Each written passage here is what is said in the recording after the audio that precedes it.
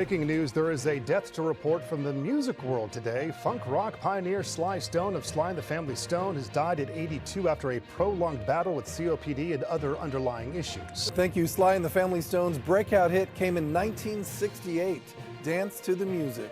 A year later, their biggest album, Stand. It was released just before the group's celebrated performance at Woodstock.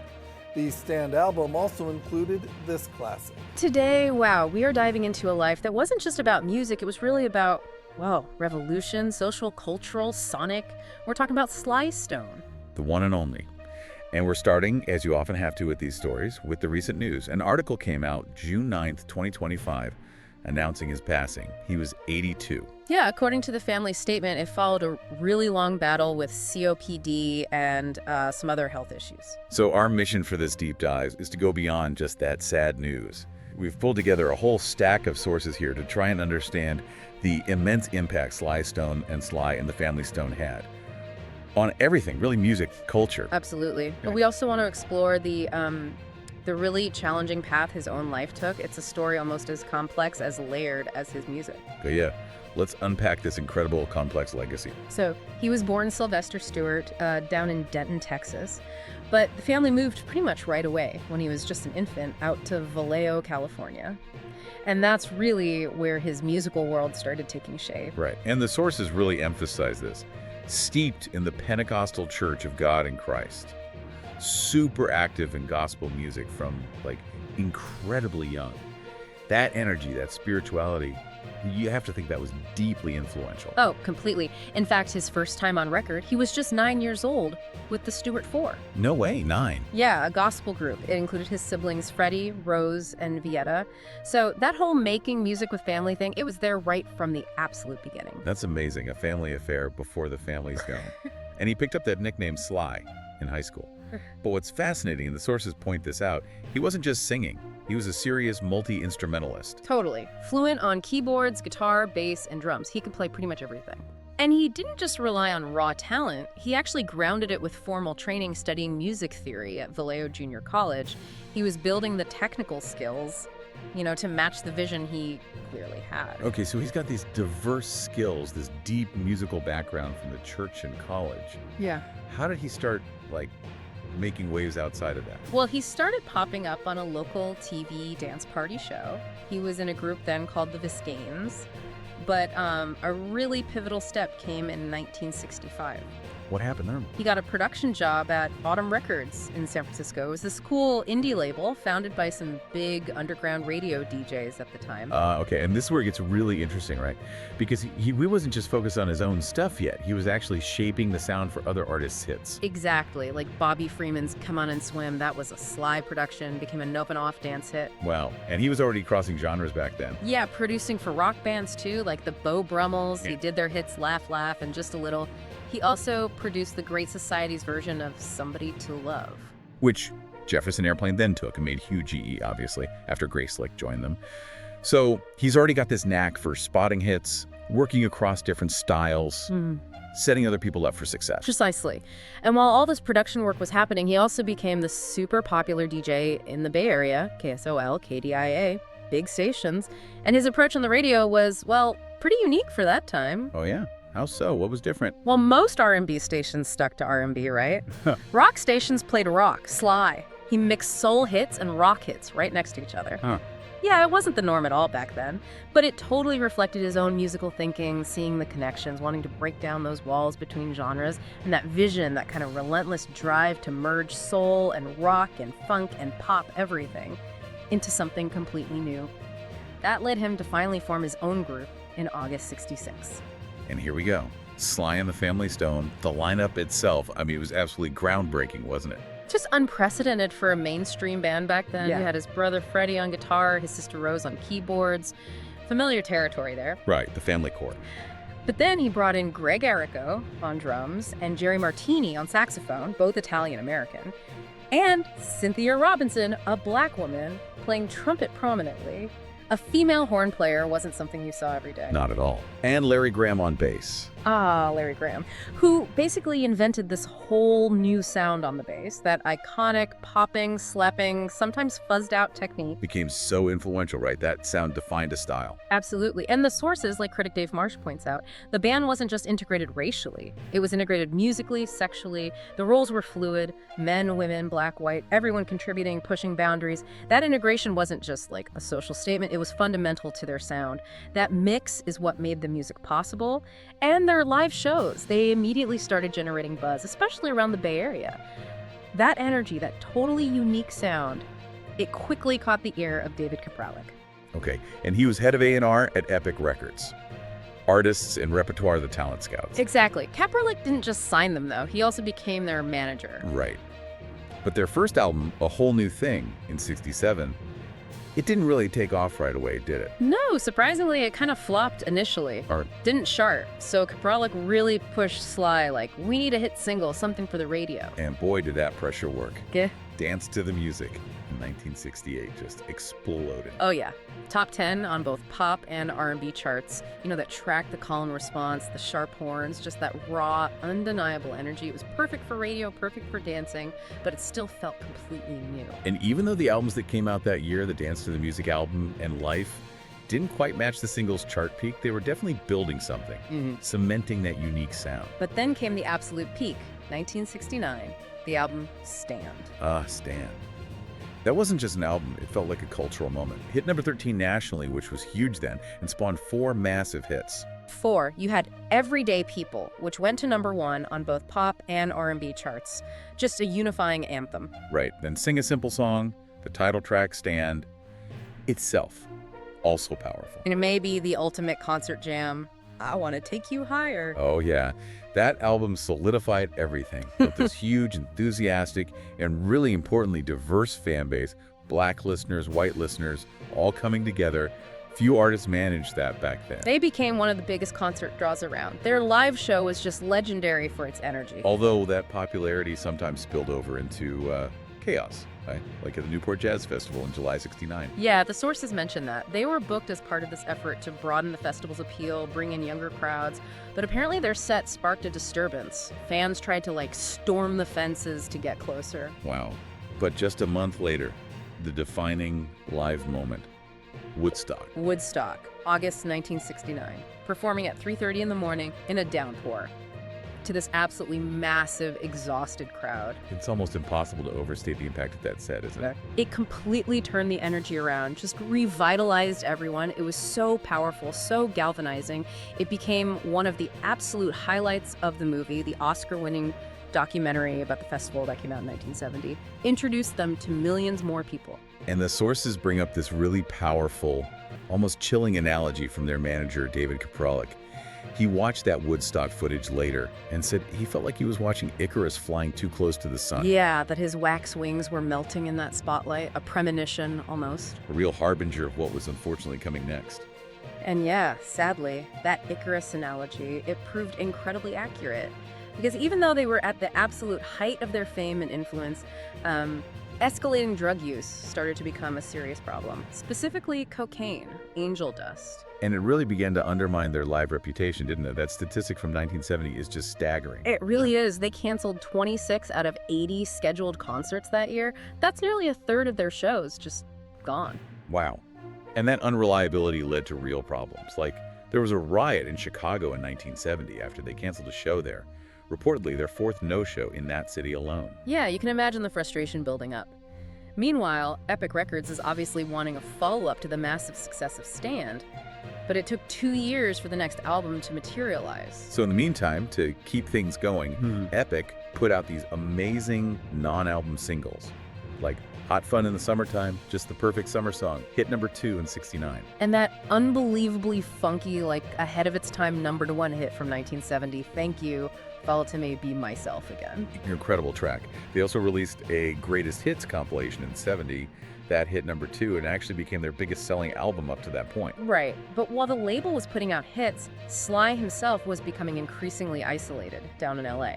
The sources kind of paint this picture of him holed up, sometimes even recording in a mobile home. Surrounded by hangers-on, dealers, heavily armed bodyguards. Not exactly a healthy creative environment.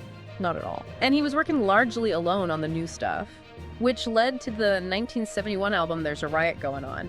And the sound, it was a huge departure. Totally different vibe. Yeah, much more introspective, kind of murky, dense, almost claustrophobic sometimes. He wasn't relying on that explosive live band energy in the same way. He was building tracks differently. And he used an early drum machine, Oh. right? The Ace-tone rhythm ace. He did, which gave it that really unique, kind of hypnotic, almost mechanical beat structure on some tracks. Very different from Greg Errico's drumming, that languid feel. He was basically pioneering bedroom recording techniques, partly out of necessity, probably. But despite that darker, more, I don't know, drained sound, it was a massive commercial success. It hit #1 on the album charts. And it gave us another #1 single, the classic Family Affair. But yeah, the critical reaction at the time, as the sources point out, was often quite mixed. A lot of people found it joyless almost, reflecting maybe the post-60s malaise, but definitely reflecting Sly's own deteriorating state.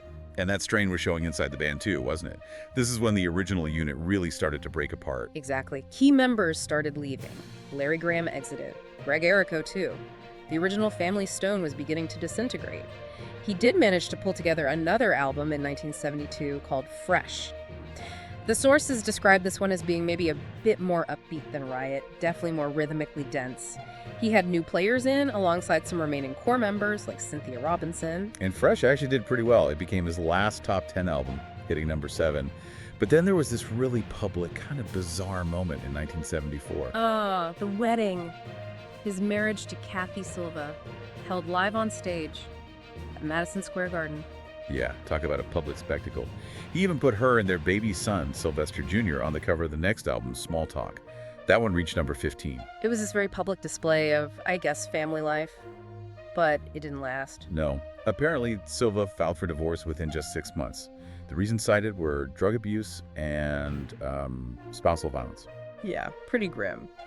And then the divorce proceedings, years later, actually brought out that he'd also fathered a daughter, Sylvette, with the band's trumpeter, Cynthia Robinson, back in 1976. Wow. So a lot going on behind the scenes. And musically, things were declining too. Definitely. Those later epic albums, High on You in 75 was basically a solo record. Then Herd's Ya Miss Me When I'm Back in 76 was the first Family Stone album since their debut that didn't even chart. And by that point, who was left from the original band? Pretty much just Cynthia Robinson. The original magic, that unique chemistry, was largely gone. He tried again with Warner Bros. In the late 70s, early 80s. Yeah, 2 albums, back on the right track. In 79, made it to #45, so, some interest. But Ain't But the One Way in 1982. That one failed to chart entirely, and that turned out to be his last official album for almost 30 years. 3 decades. Wow. And the sources detail this period. It's marked by increasing legal troubles, right? Yeah, throughout the 80s and 90s. Arrests for drug possession, weapons charges. There was even a report he got busted for unpaid child support right before a planned comeback show in 1987. Oof. And he reportedly went through multiple attempts at drug rehab during this time, but none seemed to stick for the long haul. It wasn't just a creative slump anymore, it was a really prolonged, very public, personal struggle. So yeah, he mostly vanished from the public eye for long stretches. But there were these little glimpses, these sporadic reemergences over the years. Yeah, exactly. Little moments where he'd pop back up. He did some guest spots, like on a Funkadelic album, a track with Jesse Johnson called Crazy. Oh yeah, I remember that one. And he appeared on an Earth, Wind, and Fire track too. Just these little reminders that he was still out there. But then there was the Rock and Roll Hall of Fame induction in 1993. That sounds like it was pretty tough to watch. Yeah, the descriptions say he was there with the original Family Stone members, but he looked visibly uneasy, almost mute. Just a really stark contrast to the electrifying frontman people remembered. Then, jump forward to 2006, the Grammy Awards. That seemed like it could have been a real comeback moment. It was definitely a jaw-dropper. He just appeared kind of out of nowhere, fronting this all-star medley tribute. Had everyone buzzing, is Sly back? And he did try to follow up on that. Some shows in Europe. Yeah, in 2007, he fronted a version of the Family Stone that his sister Vieta was leading. But the reports weren't great. His participation was apparently pretty limited, and the shows were often hit by that old problem, extreme tardiness, just like the later days of the original band. History repeating itself. Yeah. And that pattern continued, didn't it? Coachella 2010 sounds like a low point. Oh, yeah. arrived hours late, apparently, and then used his brief stage time not really to perform, but to launch into this public tirade against his longtime manager, Jerry Goldstein. Right, and that whole situation blew up into lawsuits, didn't it? It did. Goldstein sued him for slander over the Coachella comments. But then, in a really significant turn, Sly sued Goldstein back for $50 million, alleging years of unpaid royalties. And Sly actually won that case, right? He did. In 2015, a court awarded him $5 million. A major legal victory, though who knows how much he actually saw. Amidst all that legal drama and the erratic appearances, there was that really sad report in 2011 from the New York Post, claiming he was basically homeless, living in a van in LA. Yeah, that was pretty shocking. They quoted him saying something like, "Please tell everybody, please, to give me a job, play my music. I'm tired of all this, man." Just sounded completely desperate. And he did put out one last album that same year, 2011. I'm Back, Family and Friends. Right, on Cleopatra Records, an indie label. It was mostly remakes of his classics, some remixes, a couple of new songs, even a gospel track, His Eyes on the Sparrow. Had guests like Jeff Beck, Bootsy Collins. But didn't really make much of a splash, did it? No, sadly. The press mostly dismissed it, and it failed to chart. It ended up being a pretty quiet final musical statement after that incredible career. But looking back, stepping away from the struggles for a moment, his impact is just undeniable, utterly unparalleled, really. The sources consistently emphasize him as this total package. Songwriter, producer, arranger, vocalist, multi-instrumentalist, and showman. A genuine musical force, all in one person. And his innovation wasn't just about blending funk, soul, rock, pop. It was technical too, right? Oh, absolutely. He was pioneering stuff we take for granted now, like the whole bedroom musician idea. He was doing that, using multi-track recording to layer instruments he played himself, building these incredibly complex soundscapes, often kind of out of necessity later on, but still groundbreaking. And his use of effects, like the wah-wah pedal on bass, and employing that early drum machine, the Ace-Tone Rhythm Ace, for those unique grooves on Riot. Totally innovative stuff. And Questlove, the drummer from The Roots, he directed that documentary, Sly Lives, aka The Burden of Black Genius.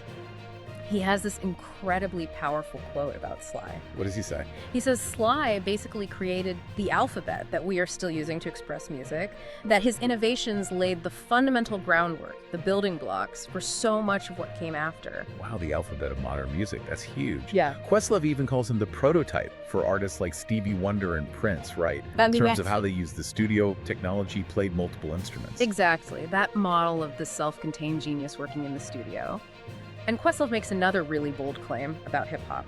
He argues Sly pretty much single-handedly revived hip-hop's creative energy in the late 80s and early 90s just through sampling. Because his beats and bass lines were just everywhere. They became foundational. Total bedrock for so many classic tracks. You really do hear his influence echoing through music history ever since the late 60s. It's kind of unavoidable. Like who specifically? Well, George Clinton has always been upfront about how much Parliament Funkadelic owed its whole style, its funk foundation, to the Family Stone.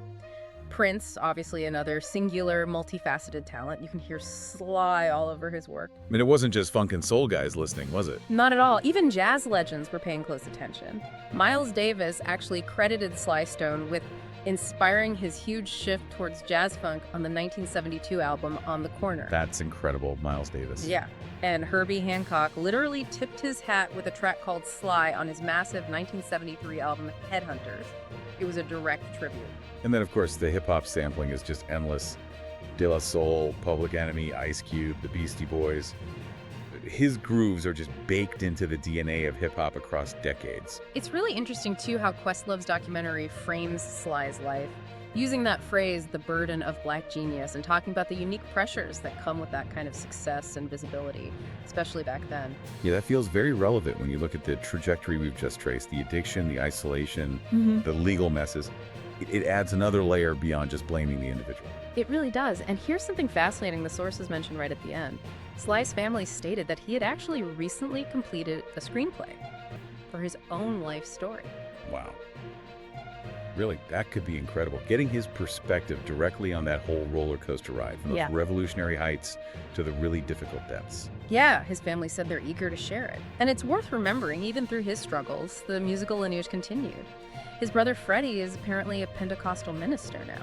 His sister Vieta led that later Family Stone group, and his daughter, Novena Carmel, is a musician herself. The music carries on. So when you pull it all together, what does it all mean? We look at this extraordinary arc, right? This monumental talent who didn't just mix genres, he basically invented new musical languages. Yeah, he broke down social barriers with that incredible integrated band. And his innovations in the studio, on stage, they really did lay the groundwork for so much music that came after. Funk, soul, sure, but also hip-hop, jazz, rock. Yeah. It's all touched by him. But it's impossible to separate that genius from the profound personal challenges he faced. His story is also this incredibly stark, cautionary tale about the intense pressures of fame, success, and the absolutely devastating toll addiction can take. We've seen those unbelievable highs, Woodstock, #1 hits, changing music forever. And then alongside that, these long years of struggle, the legal battles, the isolation even, reportedly, homelessness. It's just a life lived at such extremes. Yet, through it all, the music itself, it absolutely endures. It's constantly being sampled, celebrated, analyzed. It keeps inspiring new artists right now, today. Like his family said, the musical legacy will resonate and inspire for generations. Looking at all this, you can see that's not just wishful thinking, it's already happening. It's woven deep into the fabric of modern music. So here's where it gets really interesting for me. Knowing that he apparently finished that screenplay about his own life, and thinking about Questlove's idea of the burden of Black genius, what unique insights might Sly himself offer on that journey? What was it really like to be the Icarus of funk, to fly that incredibly high and then fall so far? Yeah. What questions does his incredibly complex life, his undeniable legacy, what questions does it raise for you about that relationship between creativity, especially groundbreaking creativity, intense fame, and the very real personal cost of living that life under such a bright, often unforgiving spotlight? Definitely something to think about long after the music stops.